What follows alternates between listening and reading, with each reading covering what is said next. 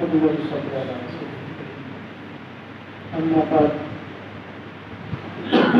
أعوذ بالله من الشيطان الرجيم بسم الله الرحمن الرحيم شهر رمضان الذي أنزل فيه القرآن هدى للناس وبينات من الهدى والفرقان بسم الله الرحمن الرحيم لقد من الله على المؤمنين إذ بعث فيهم رسولا من أنفسهم يتلو عليهم آياته ويزكيهم ويعلمهم الكتاب والحكمة وإن كانوا من قبل لفي ضلال مبين صدق الله مولانا العظيم.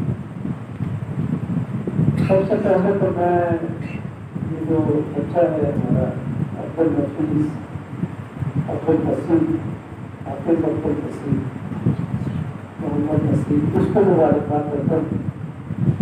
پورے رمضان القرآن میں رمضان مبارک میں انہوں نے قرآن حکیم کو یاد کیا اور پھر رات کو یہاں پروگرام میں سنایا. اسی طریقے سے حافظ محمد طاہر صاحب ان کے سامنے ہیں اور آپ کی اس مسجد کے خطیب بھی ہیں امام بھی ہیں اور یہاں اس گاؤں کے بچوں کو قرآن کی تعلیم بھی دیتے ہیں. ان سے بھی مبارکباد دیتا ہوں. یہاں پر ممتاز صاحب ہیں, خالد مرزا صاحب ہیں, فروغ صاحب ہیں, امتیاز صاحب ہیں, پروفیسر تنویر اختر صاحب ہیں. آپ تمام حضرات کو یہاں گاؤں کے یہ چھوٹے چھوٹے بچے یہاں پر بیٹھے ہوئے ہیں اور نوجوان بیٹھے ہوئے ہیں, بزرگ بیٹھے ہوئے ہیں. ہماری بہنیں گھروں کے اندر پورے اس کی خطوں کو سن رہی ہیں. آج کا یہ دن اور رات اور پھر کل 27واں روزہ ہے, آج 27ویں شب ہے. یہ بہت بڑی سعادت کی بات ہے کہ اللہ تعالیٰ نے ہمیں یہ رمضان المبارک سب سے پہلی بات تو یہ ہے کہ یہ رمضان کی گھڑیاں اللہ تعالیٰ نے ہمیں عطا فرمائی. یہ بہت بڑی سعادت کی بات ہے. پچھلے سال ہمارے گھروں میں اور اسی مسجد کے صف میں بہت سارے لوگ موجود تھے جو آج نہیں ہے, اس دنیا سے رخصت ہو چکے ہیں اور وہ رمضان گزشتہ رمضان ان کا آخری رمضان تھا. ہمیں بھی نہیں معلوم کہ کل رات ہم میں سے کتنے لوگ زندہ ہمیں نہیں معلوم اور ہو سکتا ہے کل کی رات ہم میں سے کسی کی قبر میں ہو, ہمیں نہیں معلوم. لیکن یہ جو رمضان کی گھڑیاں اللہ نے ہمیں عطا فرمائی ہیں اس کو ہم اپنے لیے اور اللہ کی توفیق کی اللہ کی طرف سے توفیق اور اس کو سعادت سمجھیں کہ اللہ نے ہمیں یہ گھڑیاں عطا فرما دی. نبی صلی اللہ علیہ وسلم محبوب کائنات, خالق کائنات کے سب سے محبوب, اور اسی طریقے سے فرشتوں میں سب سے جو افضل فرشتے ہیں جبرائیل امین. ایک مرتبہ نبی صلی اللہ علیہ وسلم منبر پہ چڑھے, پہلی سیڑھی پہ قدم رکھا تو آپ صلی اللہ علیہ وسلم نے فرمایا آمین. دوسری سیڑھی پہ قدم رکھا تو فرمایا آمین, اور تیسری سیڑھی پہ قدم رکھا تو فرمایا آمین. اس کے بعد نبی صلی اللہ علیہ وسلم نے خطبہ دیا, جمعہ پڑھایا, اور جب اترے تو اس کے بعد صحابہ اکرام نے پوچھا کہ اللہ کے رسول صلی اللہ علیہ وسلم آج بالکل خلاف معمول آپ نے 3 مرتبہ آمین کہا. تو نبی صلی اللہ علیہ وسلم نے فرمایا کہ میرے سامنے جبرائیل امین تھے. انہوں نے کہا کہ جس کے والدین میں سے دونوں یا ایک برا زندہ ہو اور وہ اس سے اپنی مغفرت نہ کروا سکے تو جبرائیل امین نے کہا کہ تباہ و برباد ہو جائے, اور میں نے کہا اب اندازہ لگائیں کہ بدلاؤ کو دے رہے اور اس کے اوپر آمین بولتا ہے. نبی صلی اللہ علیہ وسلم نے اس پر آمین کہا. اس لیے آج کے دن کا پہلا پیغام تو یہ ہے بزرگوں کے لیے اور بچوں کے لیے کہ جن جن کے گھر میں والدین برے زندہ موجود ہیں, آج ہمارے گھروں میں شیطان کا راج ہے, نوجوانوں کو بربرا دیا ہے اور وہ نوجوانوں کو ماں باپ سے جو ہے نا بہت دور کر رہا ہے. ہمارے خاندانی نظام کو مغرب توڑ رہا ہے. ہمارے جگہوں میں 1 نہیں 2 2 3 3 موبائل پڑے ہوئے ہوتے ہیں اور ہم گھروں میں پردے لگا کر رات کو کیا کچھ نہیں کر رہے ہوتے. اس لیے ہمارے خاندانی نظام کو توڑا جا رہا ہے. لیکن آج کے اس ليلة القدر کی رات کا پیغام یہ ہے کہ ہم اپنے ماں باپ کے ساتھ جڑ جائیں، پہلی بات یہ، ورنہ تباہی اور بربادی جو ہے نا ہماری مقدر ہے، کیونکہ جبرائیل امین نے دعا کی ہے اور دعا دی ہے اور نبی صلی اللہ علیہ وسلم نے اس پہ آمین کہا۔ اس لیے پہلی بات یہ ہے کہ ہم اپنے ماں باپ کے ساتھ، ماں باپ بچوں کے ساتھ اور بچے اپنے ماں باپ کے ساتھ اپنے خاندان کی قدر کرنا۔ دوسرا نمبر پر نبی صلی اللہ علیہ وسلم نے فرمایا کہ کسی مجلس کے اندر میرا نام لیا جائے اور لوگ میرے اوپر درود نہ پڑھ رہے ہوں، میرے ساتھ نفل کر رہے ہوں، درود نہ پڑھ رہے ہوں، صلی اللہ علیہ وسلم کا کم از کم کہنا چاہیے۔ درود تاج اور درود باقی اور جو ہم درود شریف پڑھتے رہتے ہیں، یعنی نبی صلی اللہ علیہ وسلم کے ساتھ تعلق جوڑنا یہ بنیادی بات ہے، یعنی اس کے ذریعے سے انسان زندہ ہوتا ہے۔ تو دوسرا پیغام یہ ہے کہ جہاں پر بھی نبی صلی اللہ علیہ وسلم کا تذکرہ ہو وہاں پر ہمیں درود پڑھنی چاہیے۔ پوری کائنات اور پوری کائنات کے فرشتے ہر چیز نبی صلی اللہ علیہ وسلم سے درود پڑھتی ہے، لیکن ایک اہل ایمان ان اللہ و ملائکتہ یصلون علی النبی یا ایھا الذین آمنوا صلوا علیہ وسلم، یعنی ساری کائنات اگر نبی صلی اللہ علیہ وسلم کا درود پڑھ رہے ہو اور ہم کیونکہ شیطان بن کے بیٹھے ہوئے ہم نبی صلی اللہ علیہ وسلم کا درود نہ پڑھ رہے ہو اور کسی مجلس میں نبی صلی اللہ علیہ وسلم کا نام لیا جا رہا ہو اور اس موقع پر بھی ہم درود نہ پڑھیں، یعنی یہ دوسرا پیغام ہے آج کل کہ ہمیں اللہ اور اس کے رسول صلی اللہ علیہ وسلم کے ساتھ جڑنا ہے۔ اس کی تفصیلات بعد میں آ رہی ہیں، آگے آئے گی، لیکن کثرت کے ساتھ نبی صلی اللہ علیہ وسلم کے درود پڑھنا، اگر نبی صلی اللہ علیہ وسلم کے ساتھ ہم یہ تعلق نہیں رکھیں گے تو جبرائیل امین نے بد دعا دی ہے اور نبی صلی اللہ علیہ وسلم نے اس پر آمین کہا۔ تیسرے نمبر پر جو بات کی نبی صلی اللہ علیہ وسلم نے فرمایا کہ کسی کے اوپر رمضان گزر جائے اور وہ اللہ سے اپنی مغفرت نہ کروا سکے، یعنی جہاں اللہ کی رحمت جو ہے برستی ہے اور رمضان گزر جائے اور وہ غفلت کی جو ہے نا جیسے پہلے زندگی گزار رہا تھا ویسے زندگی گزار رہا ہے، ایک لمحہ ہوتا ہے آپ کے رمضان میں، ایک معمولی سا لمحہ ہوتا ہے جس وقت اللہ آپ کی طرف متوجہ ہوتا ہے اور آپ اللہ کی طرف متوجہ ہوتے ہیں اور اس وقت آپ کی آنکھیں بے پڑتی ہیں اور آپ کے دل کے اندر جو ہے کبھی تاری ہو جاتی ہے۔ آپ سب اپنے آج 27ویں شب ابھی تک آپ غور کریں کہ پچھلے 26 دنوں میں میرے اوپر جو ہے نا یہ لمحہ گزرا ہے یا نہیں گزرا، اگر گزرا ہے تو سمجھے آپ کی مغفرت ہوگی، لیکن اگر نہیں گزرا ہے تو آج کی رات میں ضرور اللہ سے اپنی مغفرت کرنا، ضرور اللہ سے مغفرت کرنا، رات کو بیٹھ جائیں، لیلۃ القدر ہے، اور یہ لیلۃ القدر جو اللہ تعالیٰ نے ہمیں عطا فرمائی ہے، دیکھیں نبی صلی اللہ علیہ وسلم کی آمد کے بعد اس امت کی بڑی فضیلت ہے، یعنی چھوٹے چھوٹے کاموں کے اندر اللہ نے اتنی فضیلت اس امت کو دے دی ہے کہ جو ہماری تصور سے بھی باہر ہے۔ مثال کے طور پر ہم یہ وضو کرتے ہیں نماز کے لیے، اس سے پہلے کی اقوام بھی جو ہے نا وضو کرتی تھی، نماز بھی پڑھتی تھی، روزہ بھی رکھتی تھی، لیکن نبی صلی اللہ علیہ وسلم نے فرمایا کہ میں اپنی امت کو قیامت والے دن کیسے پہچانوں گا؟ کہا کہ یہ وضو کے جو اعضاء ہیں یہ اس کے چمک رہے ہیں، اور حدیث میں آتا ہے کہ غر المحجلین، غر المحجل، غر المحجل اس گھوڑے کو کہتے ہیں جو بالکل کالا ہو۔ عرب جو ہے نا، عرب کا بہترین نسل کا جو گھوڑا ہوتا تھا اس کو غر المحجل کہتے ہیں۔ غر المحجل کا مطلب یہ ہے کہ باقی سارا جسم اس کا کالا ہے لیکن اس کی پیشانی زبردست قسم کی سفید ہے، اس کے جو ہے نا 3 پاؤں جو ہے وہ گھٹنے سے نیچے سفید ہے، ایک پاؤں کالا ہے، باقی سارا جسم کالا ہے، لیکن گھٹنے سے نیچے جو ہے نا پاؤں تک جو ہے وہ بالکل سفید ہے۔ اس نسل کے گھوڑے کو جو ہے نا عرب بڑے پسند کرتے تھے، اس کو غر المحجل کہتے تھے۔ نبی صلی اللہ علیہ وسلم نے فرمایا کہ میں اپنی امت کو یہ وضو کے جو اعضاء ہیں میں اس کے ذریعے سے پہچانوں گا، اور کہا کہ قیامت والے دن یہ چمک رہے ہوں گے، یعنی غر المحجل کہا، غر المحجلین، اور پھر فرمایا کہ تم اپنی چمک کو بڑھاؤ۔ اور پھر صحابہ اکرام کیا کرتے تھے؟ ہر نماز کے لیے وضو کرتے تھے۔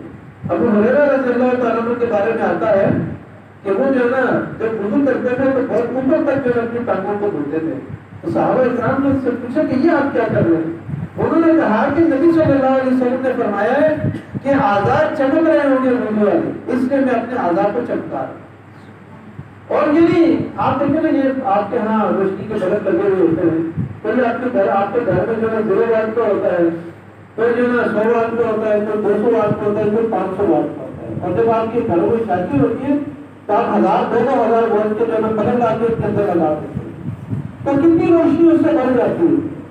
تو نبی صلی اللہ علیہ وسلم نے فرمایا کہ تم اپنے وضو کے اعضاء کی چمک کو بڑھاؤ تاکہ قیامت کے دن تم میرے پاس آؤ تو میں تمہاری چمک جو ہے بہت زیادہ ہو اور مجھے پتہ چل جائے گا کہ یہ نماز پڑھنے والا تھا، ہر وقت باوضو رہنے والا تھا، وضو زیادہ کرنے والا تھا. تو یہ نبی صلی اللہ علیہ وسلم کی وجہ سے یہ فضیلت ہمیں ملی ہے. نبی صلی اللہ علیہ وسلم کے ساتھ صحابہ اکرام رات دیر تک بیٹھے رہتے. کبھی کبھی نبی صلی اللہ علیہ وسلم صحابہ اکرام کو روک لیتے اور دعوت تبلیغ کا سلسلہ چلتا رہتا ہے. صحابہ اکرام سوال کرتے، نبی صلی اللہ علیہ وسلم جواب دیتے. ایک مرتبہ ایسا ہوا کہ صحابہ اکرام یہ فرماتے ہیں کہ رات بہت تاخیر ہو گئی. ظاہر زمانے میں بجلی تو نہیں ہوتی تھی، روٹیاں تو نہیں ہوتی تھی، نہ چراغ ہوتے تھے. صحابی یہ کہتے ہیں کہ ہم 2 صحابی نبی صلی اللہ علیہ وسلم کے پاس سے گھر سے نکلے، مسجد میں سے نکلے گھر جا رہے. کہہ رہے ہیں کہ جیسے ہی باہر نکلے تو بالکل گھوم اندھیرا تھا، بالکل اندھیرا تھا، کچھ بھی چیز نظر نہیں آ رہی تھی. اور مطلب کہ مدینہ منورہ کے پہاڑ اور سنگلاٹ کا تو آپ کو پتہ ہی. وہ کہتے ہیں کہ اچانک ہمارے ساتھ سامنے جو ہے نا 2 نور جو ہے نا 2 روشنی کے بلب جو ہے نا وہ نور کی جو ہے نا وہ روشن ہو گئی. اور ہم چلتے چلتے جب آخر تک گئے تو ایک ادھر مڑنا تھا، ایک ادھر مڑنا تھا. تو ایک روشنی کا نور ادھر مڑ گیا اور ایک روشنی کا نور ادھر مڑ گیا. کہہ رہے جیسے ہی ہم نے گھر میں قدم رکھ کر ڈول گئے. اب نبی صلی اللہ علیہ وسلم کے ساتھ تعلق رکھنے کی وجہ سے صحابہ اکرام کے اندر اتنا نور جو ہے نا پیدا ہو گیا. ایک صحابی یہ کہتے ہیں کہ اسی طریقے سے ایک رات میں اپنے گھر جا رہا تھا اور راستے میں نالا بھی تھا اور میرے پاس ایک عصا کا ڈنڈا تھا اور بالکل گھوم اندھیرا تھا. تو میری روشنی جو ہے نا، میری لاٹھی جو ہے وہ چمکنے شروع ہو گئی. یعنی اس کے اندر اللہ تعالیٰ نے نور پیدا کر دیا. یعنی نبی صلی اللہ علیہ وسلم کے ساتھ تعلق رکھنے کی وجہ سے، یعنی قرآن میں لاتے وقت نور ہے. نبی صلی اللہ علیہ وسلم کے ساتھ تعلق رکھنے کی وجہ سے صحابہ اکرام کے اندر اتنا نور پیدا ہو جاتا ہے. ایک اور صحابی کہتے ہیں کہ ایک مرتبہ ہم بیٹھے ہوئے تھے مسجد نبی صلی اللہ علیہ وسلم کے اندر بیٹھے ہوئے تھے، بالکل اندھیرا تھا، چراغ میں بجھ گیا تھا. کہہ رہے ہیں کہ اچانک میں نے دیکھا تو میرے ہاتھ کی انگلیاں جو ہے نا روشن ہو گئی. یعنی کوئی تصور کر سکتا ہے اس بات کو. یعنی یہ مشاہدات ہیں نبی صلی اللہ علیہ وسلم کے ساتھ تعلق رکھنے کی وجہ سے اللہ نے ان کے جسم میں، ان کی انگلیوں میں، ان کی لاٹھیوں میں نور پیدا کر دیا. یعنی یہ نبی صلی اللہ علیہ وسلم کے ساتھ اور قرآن کے ساتھ تعلق رکھنے کی وجہ سے. اس لیے ضرورت اس بات کی ہے کہ ہم اللہ اور اس کے رسول صلی اللہ علیہ وسلم کے ساتھ جو تعلق رکھیں، جس کی وجہ سے ہماری دنیا میں بدل جائے گی اور آخرت میں بدل جائے گی. ہمارے گھروں کے اندر بھی نورانیت پیدا ہو جائے گی اور ہمارے دلوں کے اندر بھی نور پیدا ہوگا، دلوں کے اندر بھی نرمی اور خداعت پیدا ہوگا.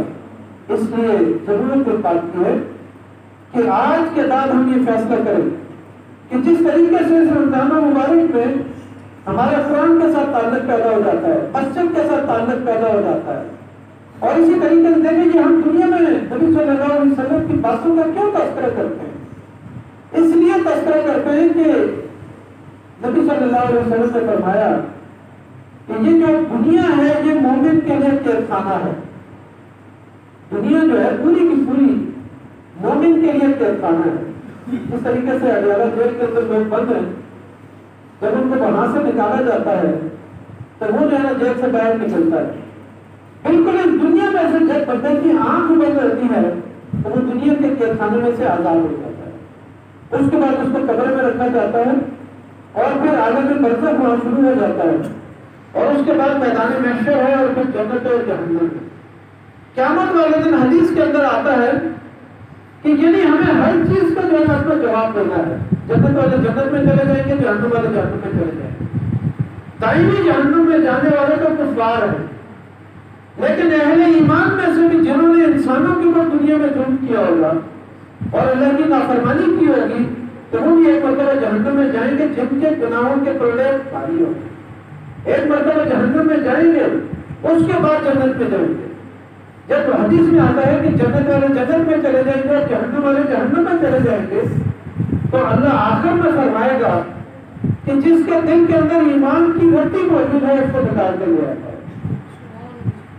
نبی صلی اللہ علیہ وسلم نے فرمایا کہ ان کے جسم جل کے بالکل انگاروں کی طرح ہو جائیں گے, کالے سے ہو جائیں گے, لیکن ان کو جب جہنم میں سے نکال کے لایا جائے گا تو جہنم میں جنت میں چپیل میدان کے اندر ان کو لٹایا جائے گا اور اللہ تعالیٰ اہل جنت سے یہ کہے گا کہ آب حیات یا آب حیات دو الفاظ آتے ہیں کہ آب حیات یا آب حیات ان کے اوپر ڈالیں تو جنتی جو ہے نا ان جلے ہوئے مردوں کے اوپر اور انسانوں کے اوپر جو اہل ایمان وہ ایمان کی رتی موجود تھی ان کے اندر, یعنی ایک مرتبہ کم از کم اس میں کلمہ پڑھنے ہوگا لا الہ الا اللہ محمد رسول اللہ, باقی انسانوں کا جرم کر رہا تھا, نافرمانیاں کر رہا تھا.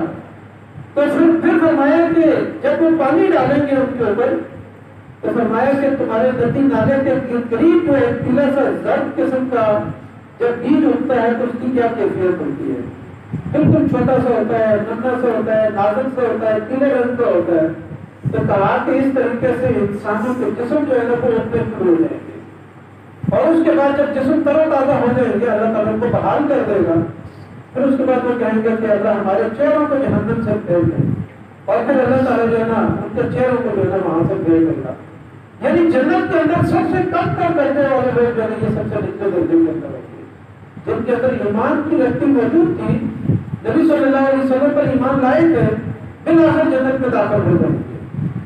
لیکن اس کے اوپر جو ہے درجے ہیں انسانوں کے, جس طریقے دنیا میں ہم دیکھتے ہیں کہ انسانوں کے مراتب ہیں, درجے ہیں, بالکل جنت کے اندر بھی اسی طریقے سے سب سے اوپر جو ہے مقام محمود جو ہم ہر اذان کے بعد نبی صلی اللہ علیہ وسلم کے لیے مانگتے ہیں کہ اللہ تم نبی صلی اللہ علیہ وسلم کا مقام محمود عطا فرما جس کا تم نے ان کے ساتھ وعدہ کیا ہے.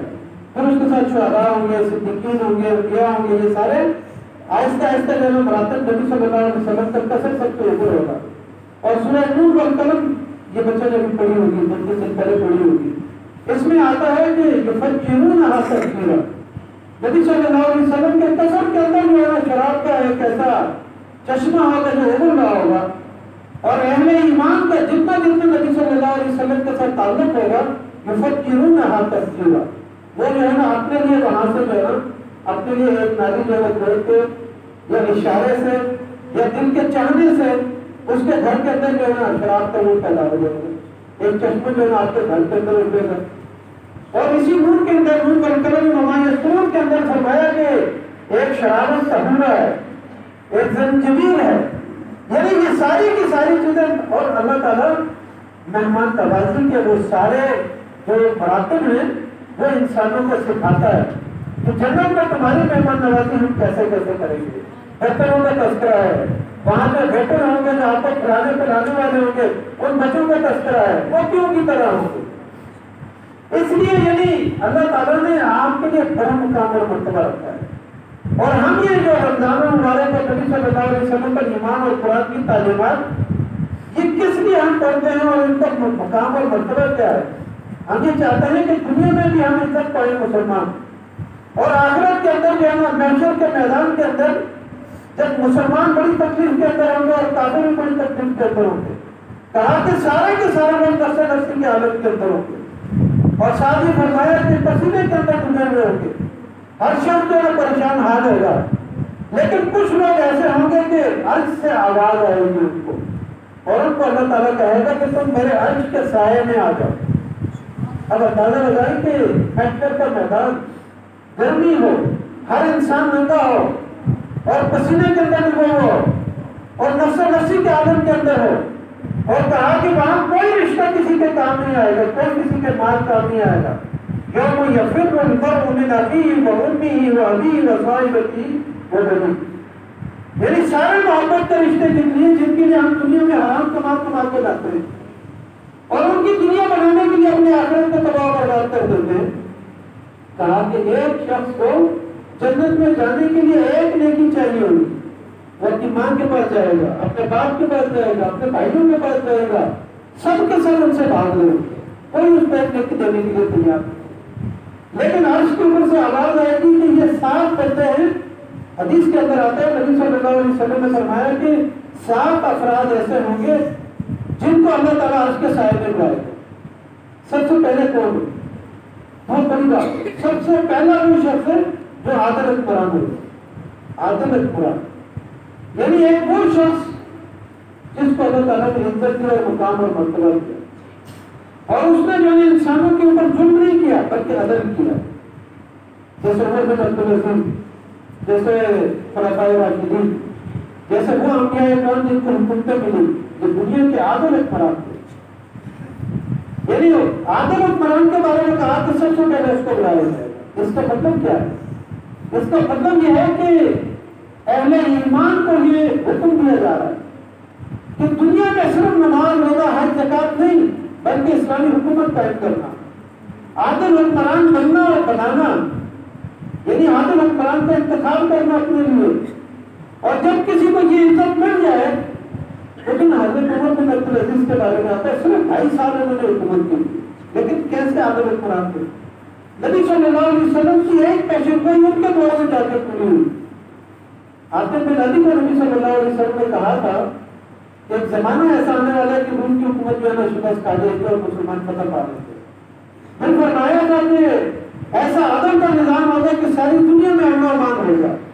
اور تیسری پیشن گوئی نبی صلی اللہ علیہ وسلم نے یہ فرمائی تھی کہ ایک ایسا وقت آنے والا ہے کہ لوگ زکات دے کے نکلیں گے، کوئی زکات دینے والا نہیں ہوگا۔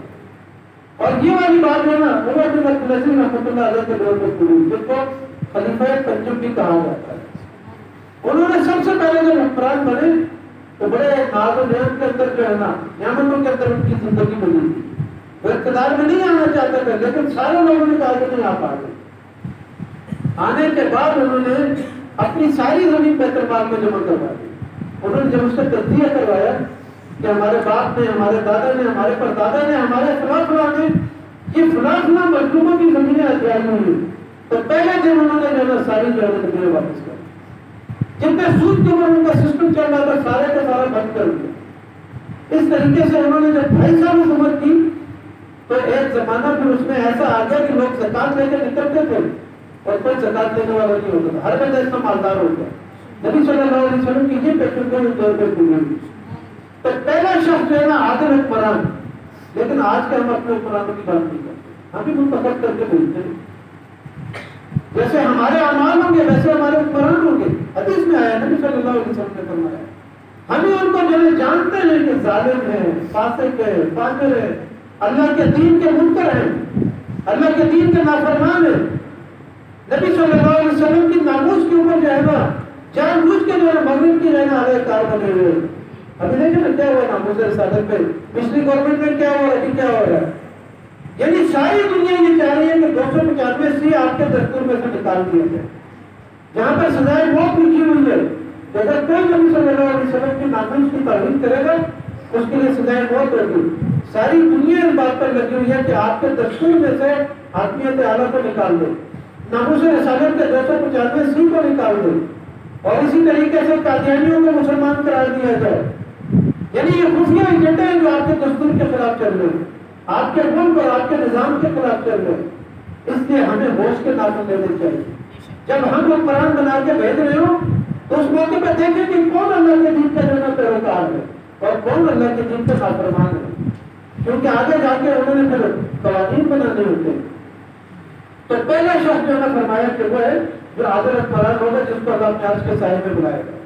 دوسرے نمبر پر فرمایا کہ وہ نوجوان، اب دیکھو جوانوں کی بات آتی ہے، کہا کہ وہ نوجوان جس کا شب و روز عبادت کے اندر گزرتا ہو، اس کی نشو و نما جو ہے عبادت کے اندر ہو رہی ہے، کیونکہ نوجوان ایسا ہوتا ہے کہ اس کی طاقت ہوتی ہے، اس کی جوانی ہوتی ہے، اس کے پاس قوت فیصلہ ہوتی ہے، اور چاروں طرف سے محرکات موجود ہوتے ہیں فالتو اور رہنی کے اور بہنائی کے، لیکن اس کے باوجود نوجوان جو ہے اپنے آپ کو اللہ کے دین کے ساتھ جوڑ دے، نبی صلی اللہ علیہ وسلم کی سیرت کے ساتھ جوڑ دے، مسجد کے ساتھ اور قرآن کی تعلیمات کے ساتھ جوڑ دے، تو فرمایا کہ یہ نوجوان، اس نوجوان کو اللہ پکار کے اپنے کام میں سے الگ کر دے گا اور اس کو کہے گا تو میرے عرش کے سائے میں آ جائے.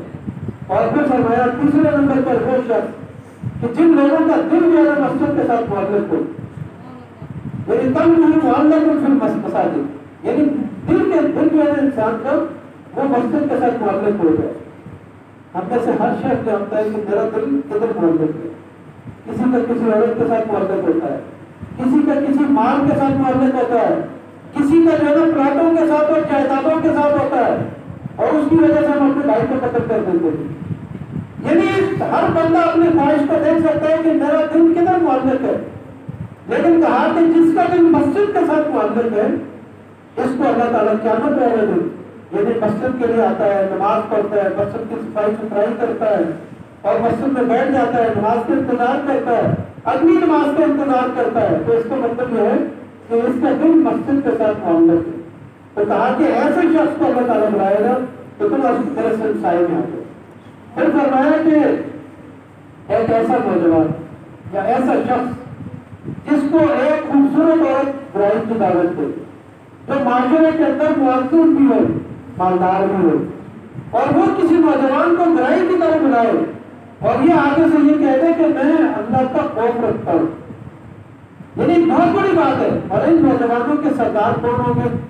یوسف علیہ السلام, کیونکہ ان کو جو ہے نا عزیز مصر کی بیوی نے برگلایا تھا.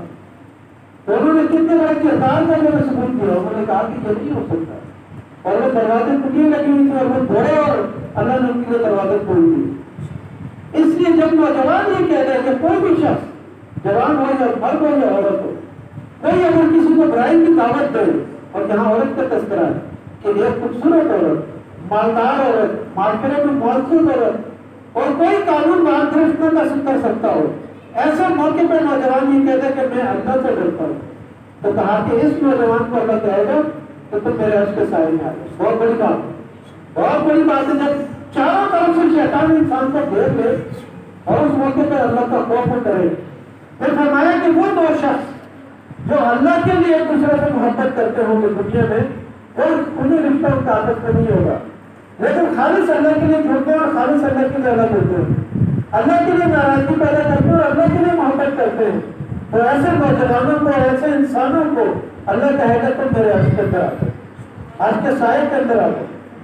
اور پھر فرمایا کہ ایک وہ شخص جو بالکل تنہائی کے اندر ہو, تنہائی کے اندر ہو تو ہم تو سمجھتے ہیں کہ ہم اکیلے, ہم اکیلے تو نہیں ہوتے. آپ سوچیں آپ کتنے ہوتے ہیں. جب آپ کے گھر میں کمرے میں ایک موبائل ہو اور آپ اکیلے ہو, تو آپ سوچیں آپ اکیلے ہوتے ہیں یا آپ کے ساتھ کوئی اور بھی ہوتا ہے. ہر موقع پہ انسان 5 ہوتا ہے. ایک انسان ہوتا ہے, ایک اس کا شیطان ہوتا ہے. شیطان ہوتا ہے کہ نہیں ہوتا, جو بناتا ہے اس کو, وہ اس کے کندھے پہ فرشتے بیٹھے ہوئے ہیں, دائیں اور بائیں دونوں بیٹھے ہوئے ہیں, اور ایک اللہ کی ذات ہر موقع پہ مستعد ہے. ہر موقع پہ انسان 5 ہوتا ہے, اکیلا بھی نہیں ہوتا ہے. تو کہا کہ جب وہ تنہائی کے اندر ہو اور اس موقع پہ اللہ کا ذکر کر رہا ہو, قرآن کی تلاوت کر رہا ہو, اور اس کی آنکھیں جو ہے معمولی سے دیکھ رہے اللہ کے خوف سے, تو اللہ تعالیٰ ایسے شخص کے بارے میں, کیونکہ ہر وقت جب انسان اکیلا ہوتا ہے شیطان اس کے ساتھ ہوتا ہے, اس کو بہلاتا ہے, اس کو برائی کی طرف لے کے جاتا ہے. لیکن ایسے موقع پہ جب انسان اپنے آپ کو بچا لیتا ہے, تو کہا کہ ایسے جوان کو, ایسے بوڑھے کو, ایسے بچے کو, اور ایسی مرد کو, ایسی عورت کو اللہ تعالیٰ کہے گا میرے عرش کے سائے میں. 7ویں نمبر پر وہ شخص ہے جس کے دائیں ہاتھ نے صدقہ کیا, اور حدیث میں آتا ہے کہ اس کے بائیں ہاتھ کو نہیں پتہ چلا کہ دائیں ہاتھ نے کیا صدقہ کیا. اب یہ صدقات جو ہے نا یہ 2 طرح کے, ایک ہے صدقات واجبہ, ان کے بارے میں محدثین اور مفسرین نے لکھا ہے کہ ان کو کھلے عام دینا چاہیے تاکہ لوگوں کے اندر ترغیب پیدا ہو. زکات ہے, کہا کہ اس کو کھلے عام دے, کیونکہ اللہ نے فرض کیے ہوئے, نماز اور مسجد میں چھٹ کے تو نہیں پڑھتے, اللہ نے فرض کیا سب کے سامنے پڑھتے ہیں, لیکن رات کو تہجد جو ہے گھر میں جا کے خاموشی سے پڑھتے ہیں, تو وہ یعنی نفل ہو گئی اور یہ فرض ہو گئی. تو محدثین نے لکھا ہے کہ جو صدقات واجبہ ہیں جو اللہ کی طرف سے فرض ہے انسان کے اوپر, ان کو تو فریاد دینا چاہیے. لیکن صدقات نافلہ جو ہیں, خیرات ہے, صدقہ ہے, یا کوئی نظر ہے, یہ جب انسان مانتا ہے تو پھر اس کے بعد دائیں ہاتھ سے اگر وہ کسی کو دیتا ہے تو بائیں ہاتھ کو خبر نہیں ہوتی. اس کی ضرورت اس بات کی ہے کہ آج ہم یہ جو سات نبی صلی اللہ علیہ وسلم نے خواص انسانوں کے بیان کیے، ہم کوشش کریں کہ اپنے اندر جو ہے یہ خواص پیدا کریں. اسی طریقے سے آج کل کی جو کورونا کی وبا ہے، اس میں دنیا کے اندر بڑا خوف پیدا کرتی ہے. اور ہم تو پہلے کس بات پہ لڑتے تھے مسجدوں میں کہ آخر کی زیارت کریں یا نہ کریں، فاتحہ خلف الامام پڑھیں یا نہ کریں. اس طرح کی چھوٹی چھوٹی باتوں سے ہم آپس میں لڑتے ہیں. لیکن آج چونکہ اقتدار مسلمانوں کے پاس نہیں ہے دنیا میں، ایک ایک زمین ایسی نہیں ہے جو اللہ کا دل غالب ہو، تو آج ہم اقوام متحدہ کے فتوے جو ہے نا ماننے کے لیے تیار ہیں. جیسے انہوں نے کہا حرم بند کر دو، ہم نے حرم بند کر دیا.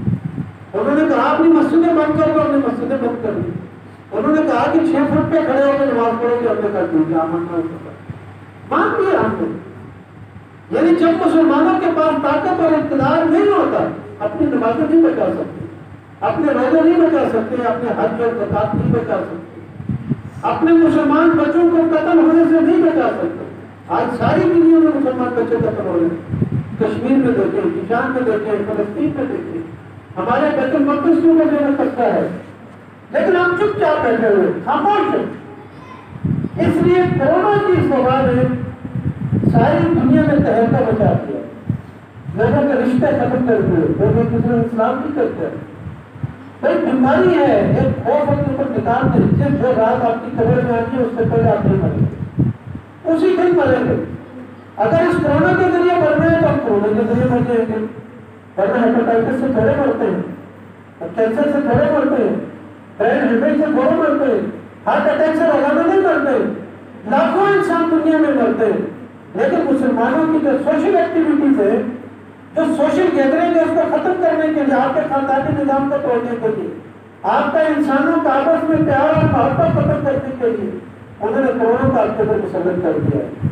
اس لیے کورونا سے ہم بھی مدد کے آگے کہ آپ کے سامنے بیٹھے ہوئے جنہوں نے مرنا تھا وہ مر گئے. یہ سارے میں کورونا سے ہو گیا ہے، کیا ہوا کچھ بھی نہیں. بیٹھے ہوئے تو زندگی اور موت کے فیصلے اللہ کے ہاتھ میں. یہ کورونا کا خوف آپ کو مسلط نہیں کرتا. اللہ اور اس کے رسول صلی اللہ علیہ وسلم کے ساتھ بولے. لیکن اگر کوئی کورونا میں مر بھی جاتا ہے، ایسی وبا کے اندر مر جاتا ہے، تو نبی صلی اللہ علیہ وسلم نے فرمایا کہ شہداء جو ہے کہ 5 قسم کے. ایک شہید وہ ہے جو فی سبیل اللہ کے راستے میں جہاد کرتے ہوئے مر جاتا ہے. جیسے کشمیری کر رہے ہیں، فلسطینی کر رہے ہیں، ساری دنیا کو بیدار کرنے کی کوشش کر رہے ہیں. افغانستان میں جہاد ہوا تو کہا کہ پہلا شہید جو شہید حقیقی ہے، اس کو شہید حقیقی کہتے ہیں. یہ جس حال میں ہوگا اسی حال میں اس کو دفنا دیا جائے گا، اور قیامت والے دن اسی حال میں اللہ تعالیٰ اس کو اٹھائے گا. اور یہ شہید اتنا عظیم درجے کا ہے کہ اس کی روح قبض ہونے سے پہلے اس کے خون کا قطرہ زمین پر گرنے سے پہلے اللہ سارے پردے ہٹا دیتا ہے، جنت میں اس کو اس کا مقام دکھا دیتا ہے. یہ اتنا بڑا شہید ہے. یہ کشمیر میں شہید ہو رہے ہیں، افغانستان میں ہوئے، آپ کے اوپر بھی یہ موقع آنے والا ہے. یہ جب کی سبق ہو گیا آپ کے اوپر آگے والی. اس لیے اس کو تیار ہونا چاہیے مسلمانوں کو زندہ رہنے کے لیے، اپنے دین کو زندہ رکھنے کے لیے مسلمانوں کو تیار ہونا چاہیے. تو پہلا شہید کہا کہ یہ فی سبیل اللہ مر جاتا ہے. دوسرے نمبر پر کہا کہ جو تعاون کی بیماری کے اندر مر جائے، وبائی بیماری، اس زمانے میں تعاون ہوتی تھی، آج کرونا آ گئی. کہا کہ جو ایسی بیماری کے اندر مر جائے وہ شہید ہے. پھر فرمایا کہ جو پیٹ کی بیماری کے اندر جو مر جائے، پیٹ کی بیماری کا کوئی عارضہ لاحق ہو جائے، جیسے انسانوں کو دست شروع ہو جاتے ہیں، بیماری شروع ہو جاتی ہے، پیٹ شروع ہو جاتی ہے، میلے کی بیماری، پیٹ کی بیماری میں اگر کوئی مر جاتا ہے اس کو بھی شہید کہا ہے. اور تیسرے نمبر پر فرمایا کہ کوئی دب کے مر جائے، جیسے سانس پھولی جاتی ہے، جیسے گلا ہو جاتا ہے، لوگ اس کو ڈر جاتے ہیں، دب کے مر جائے یا ڈوب کے مر جائے، یا اسی طرح کوئی آگ کے اندر جل کے مر جائے. یہ سارے وہ شہداء ہیں، یہ سارے کے سارے شہید ہیں. نبی صلی اللہ علیہ وسلم نے اس کو شہید کہا ہے. اس لیے حضرات یہ لیلۃ القدر ہے اور قرآن کے ساتھ ہمیں اپنا تعلق کرنا ہے. نبی صلی اللہ علیہ وسلم کی سیرت کے ساتھ اور سنت کے ساتھ اپنا تعلق جوڑنا ہے. آج ساری دنیا میں مسلمان اور خاص طور پر پاکستان کے مسلمان اور خاص طور پر پاکستان کا نوجوان اور خاص طور پر پاکستان کے لیے نسل نہیں بچے اور ہماری خواتین جو ٹارگیٹ پہ ساری دنیا اربوں روپے اس بات پر خرچ کر رہی ہے کہ پاکستانیوں کے اندر سے دین کا جو جذبہ ہے وہ نکال دیا جائے۔ اس لیے پاکستانی قوم کی سب سے بڑی خصوصیت ہے کہ یہ 5 باتوں کے اوپر کوئی کمپرومائز نہیں کرتی، اللہ کی ذات کے اوپر، قرآن مجید کے اوپر، نبی صلی اللہ علیہ وسلم کی ناموس کے اوپر، حرمین شریفین کے اوپر اور کردار اول کے اوپر۔ یہ پاکستانی قوم کی جو ہے بہت بڑی خوبی ہے۔ ساری دنیا میں امت کا درد جو ہے نا مسلمانوں کا اس قوم کے اندر موجود ہے، نوجوانوں کے اندر موجود ہے۔ آپ کی نئی نسل کو جو ہے نا بالکل جو ہے نا یعنی اس کو تباہ و برباد کرنے کی فکر ہو رہی ہے، لیکن جو آپ کی خوبیاں ہیں، جو آپ کا سرمایہ ہے، اس کی ضرورت اس بات کی ہے کہ ہم اپنے آپ کو بدلیں، اپنے معاشرے کو بدلیں، اپنی تقدیر کو ہم خود بدلیں۔ یہ اس علاقے کے جو آپ کا علاقہ ہے اس کی تقدیر جو ہے باہر سے کسی نے آ کے نہیں بدلتی۔ یہ یونین کونسل میں چکری کی یونین کونسل ہے، اس کی تقدیر آپ خود بناتے ہیں اور آپ خود بگاڑتے ہیں، کیونکہ ہم نماز روزہ حج زکات کو تو سمجھتے ہیں کہ یہ عبادت ہے، لیکن قرآن کی آیت ہمیں بتاتی ہے کہ ان اللہ یأمرکم ان تؤدوا الامانات الی اہلہا، کہ اللہ تمہیں حکم دیتا ہے کہ امانتیں اہل لوگوں کے حوالے کریں۔ اب یہ امانت جو ہے جو ہمارے یہاں پہ کونسلر منتخب ہوتے ہیں، یونین کونسل کے چیئرمین منتخب ہوتے ہیں، ہم تو ایک ووٹ کے ذریعے سے اس کو پرچی دے کے منتخب کر دیتے ہیں، لیکن اس کے مقابلے میں کروڑوں روپے کی امانت اس کے ہاتھ میں آتی ہے۔ تو اللہ تجھے ہاتھ کو مجھے حکم دے رہا ہے، ہمارے بچوں کو، خواتین کو، نوجوانوں کو حکم دے رہا ہے کہ یہ امانتیں ہیں لوگوں کے حوالے کریں، اپنے میں سے دیانتدار لوگوں کو منتخب کریں۔ یہ نہ دیکھیں یہ میری پارٹی کا ہے، یہ بھوپی پارٹی کا ہے، یہ مسلم کا ہے، یہ شہید کے ساتھ کا، یہ فلاں پارٹی کا ہے۔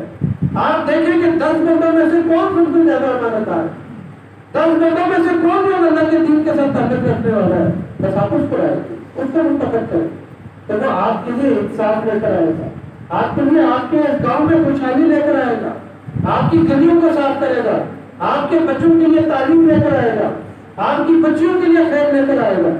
اس لیے ضرورت ہے بات کی کہ ان اللہ لا یغیر ما بقوم حتی یغیروا ما بانفسہم، اللہ اس قوم کی حالت نہیں بدلتا جب تک کہ وہ اپنی حالت کو خود بدلنے کے لیے تیار نہیں۔ اس لیے آپ خود اٹھیں، نوجوان منظم ہو، بزرگ منظم ہو، اور اللہ کے دین کے ساتھ تعلق رکھنے والے لوگ ہیں، آپ ان کو اپنے سربراہ منتخب کریں۔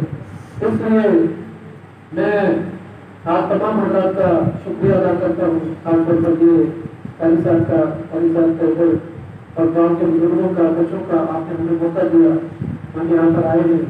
آپ سے ہماری گزارش ہے کہ جو دین کا کام کرنے والے لوگ، دین کے ساتھ جو تحریکیں ہیں، کہ دنیا کا نظام ایسے ہی چلتا رہے گا، لیکن جو باقی رہنے والی چیز ہے وہ اللہ اور اس کے رسول صلی اللہ علیہ وسلم کا نام ہے، اور قیامت والے دن جو آپ کو بڑا اجر اور ثواب ملے گا اس کا، دنیا میں ہمیں اندازہ نہیں ہوتا، کیونکہ نبی صلی اللہ علیہ وسلم کی ایک پیشن گوئی ہے جو آج تک پوری نہیں ہوئی ہے، وہ بھی پوری ہوتی باقی ہے۔ نبی صلی اللہ علیہ وسلم نے کہا کہ ایک زمانہ ایسا آئے گا جہاں سورج طلوع ہوتا ہے وہاں پر سورج ایک حجرے کے اندر روشنی ڈالتا ہے۔ ایک زمانہ ایسا آنے والا ہے کہ جب میرا دین ایک ایک حجرے کے اندر داخل ہوتا ہے۔ ابھی دنیا میں ہم صرف 2.25 ارب مسلمان ہیں، کم از کم 4-5 ارب کافر ہیں، ان کے حجروں میں دین ابھی نہیں پہنچا ہے۔ یہ پیشن گوئی نبی صلی اللہ علیہ وسلم کی ابھی پوری ہونی ہے۔ ساری دنیا میں اللہ کے دین نے غالب ہونا ہے، لیکن اللہ کے دین پر کس نے غالب کرنا ہے؟ قرآن کہتا ہے کہ وَلْتَكُن مِنْكُمْ أُمَّةٌ يَدْعُونَ إِلَى الْخَيْرِ، تو آپ میں سے کوئی ایسا موجود ہونا چاہیے جو خیر کی طرف لوگوں کو بلانے والا ہو، اللہ کے دین کو غالب کرنے والا ہو۔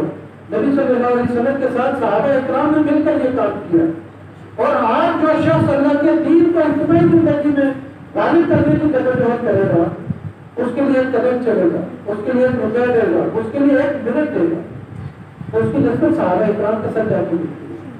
آج یہ سمجھے کہ آپ کی کوئی قدر ہے، کوئی ویلیو نہیں ہے۔ اس لیے اللہ تعالیٰ سے دعا کرتے ہیں کہ اللہ تعالیٰ مجھے آپ کو ان باتوں پر عمل کرنے کی کوشش عطا فرمائے۔ رمضان کی چند گھڑیاں رہ گئی ہیں اور چند دن رہ گئے ہیں، اللہ تعالیٰ ہمیں لیلۃ القدر کی اس رات کو پانے کی کوشش عطا فرمائے اور اپنے آپ کو اندر کے انسان کو بدلنے کی کوشش عطا فرمائے۔ جزاک اللہ خیر۔ الحمدللہ رب العالمین۔ ربنا ظلمنا انفسنا وان لم تغفر لنا وترحمنا اللهم انك عفو كريم تحب العفو فاعف عنا يا رب. ربنا اغفر علينا وسلم وصدق الظالمين وشكر القوم الكافرين. اللهم اشف مرضانا من المسلمين وشكر اللهم اغفر للمؤمنين والمؤمنات والمسلمين والمسلمات والاحياء. صلى الله تعالى